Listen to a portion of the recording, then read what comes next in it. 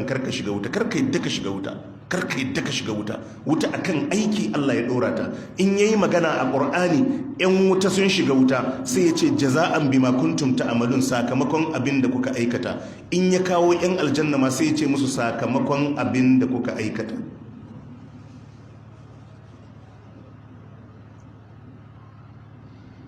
duk kimar mutum, duk iya ibadar mutum ba zai yi aikin da za a ce wannan aikin shi ya sa ya ci aljanna ba, amma ɗa'ar takan sa ubangiji ya mishi falalan shiga aljanna.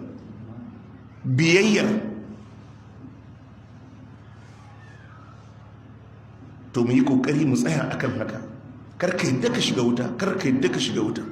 Kullum ya zama kana neman tsari a gun Allah, kuma ka tashi kana kame kanka daga munanan ayyukan da za su kai ka wuta, kuma kana neman taimakon Allah ya kai ka wuta, Allah ya tsare ka daga shiga wuta. Kana